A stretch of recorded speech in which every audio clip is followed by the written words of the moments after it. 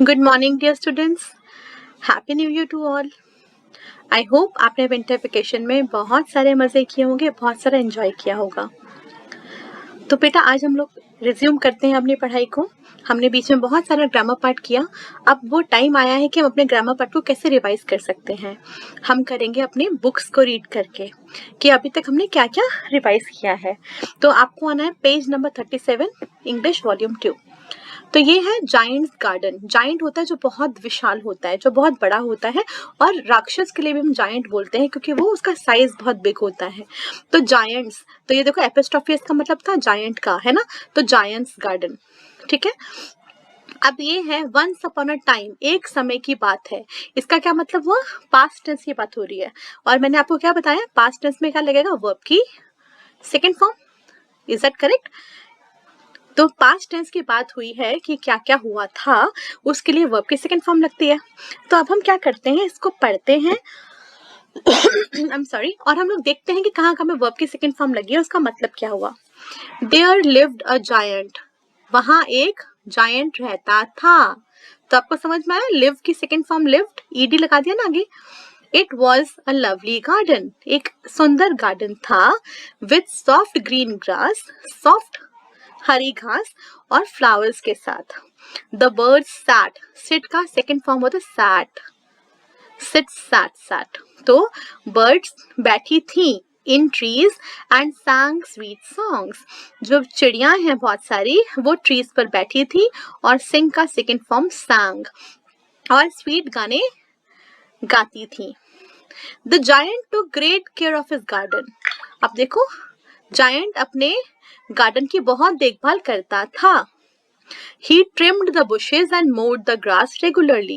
वो हमेशा क्या करता था, जो bushes मतलब झाड़ियाँ, ये जो साइड में झाड़ियाँ हैं ना, ये वाली झाड़ियाँ, इन झाड़ियों को वो क्या करता है, ट्रिम करता है। ट्रिम मतलब कि ऊपर से जो एक्स्ट्रा होता है उसको काट देते हैं। तो ट्रिम के आगे ईडी लगाया तो ट्रिम्ड बन गया second form. He trimmed the bushes, उसने bushes को ट्रिम करता था।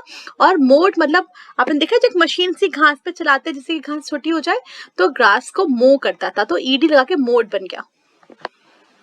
The children watched the garden when they passed by it.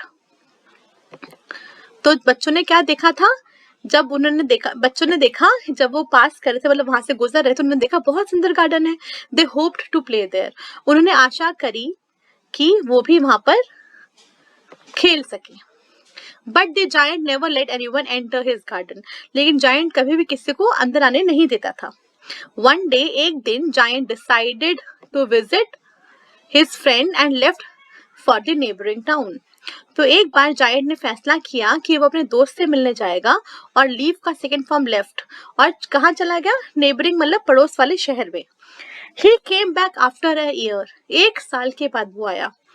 तो कम का क्या होगा? केम, कम पढ़ाया ना। When he arrived, जब वो पहुंचा, he was surprised to see the children playing in the garden. वो बड़ा हैरान हो गया कि अरे मेरे गार्डन में बच्चे घुस गए हैं, वो खेल रहे हैं। The bushes and grass had grown. Had भी past tense है, और जब भी हम had लगाते हैं तो verb की थर्ड फॉर्म लगाते हैं। पर अभी मैंने आपको पढ़ाया नहीं, तो खाली आप had समझो। had मतलब past tense। Too long the children had littered the garden. अब क्या हुआ कि वो राक्षस अपने पड़ोस वाले शहर में अपने फ्रेंड से मिलने गया। वो अपने गार्डन की बहुत देखभाल करता था, और वहां पे बच्चे घुस गए। जैसे ही वो बाहर गया तो वो घुस गए उस बच्चे वहां पे, और सारी घास लंबी हो गई है। बच्चों ने खूब कूड़ा मचाया। लिटर मतलब कूड़ा, लिटर्ड मतलब कूड़ा मचाना। उसने पूरे गार्डन में बच्चों ने कूड़ा मचा रखा है, ठीक है। एक साल तक वो नहीं है, सफाई तो किसी ने की नहीं, और बच्चे वहां पे घुस गए, और बच्चों ने वहां पे कूड़ा मचाया है, वहां पे खेल रहे हैं, सारी घास फूस वापस उग गई है। The giant was very angry. तो was से पता चलता पास्ट टेंस है। तो आप देखो, जब हम एक सेंटेंस शुरू करते हैं या कोई स्टोरी शुरू करते हैं तो हम टेंस को बदल नहीं सकते हैं ना। तो giant was very angry at all this and thus chased the children away. वो बहुत गुस्सा हुआ ये देख करके, उसने बच्चों को बाहर भगा दिया। chase मतलब पीछे पीछे भागकर किसी को भगा देना, chased away. He build का past tense है built. He built a high wall around the garden and put up a notice that said trespassers will be punished.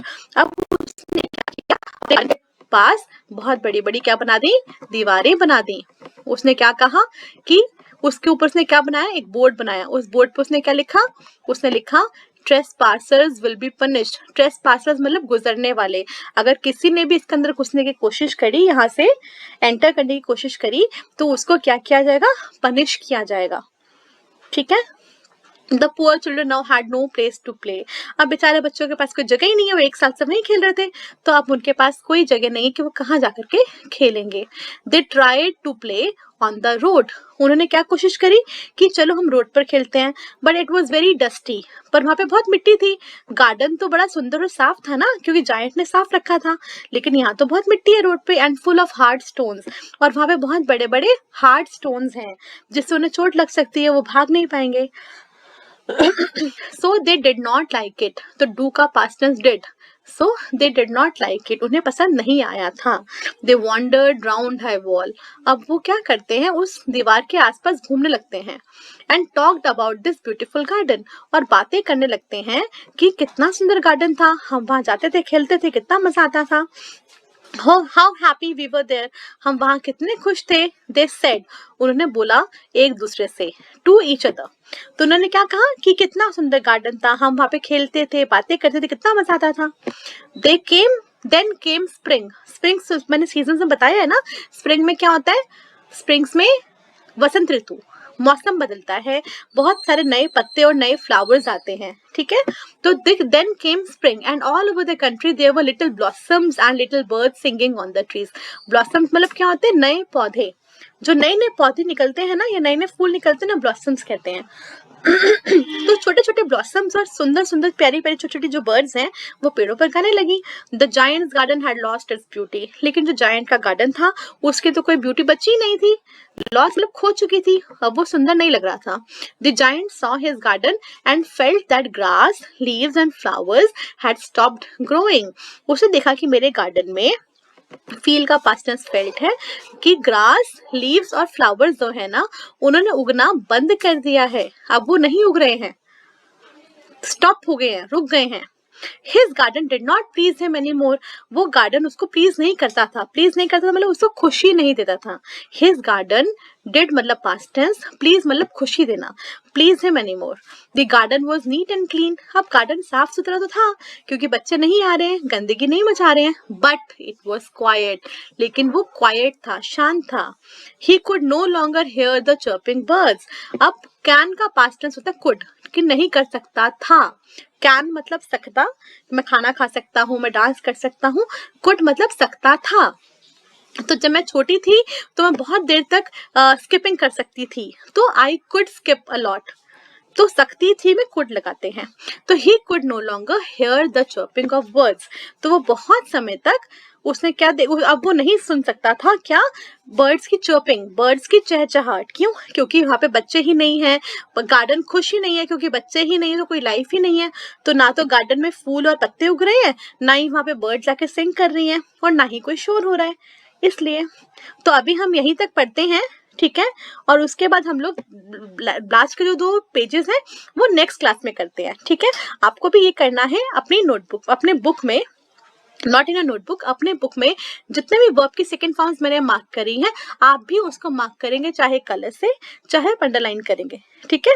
इससे समझ में आता है, मैंने आपको बताया इन वर्ब्स में जो बदलाव किए हैं, इससे पता चलता है कि हम कौन से काल की बात कर रहे हैं, कौन से समय की बात कर रहे हैं। तो इस समय ये स्टोरी पास्ट टेंस की है, ये स्टोरी हो चुकी है, इसलिए। ठीक है। All right, bye bye, take care everybody.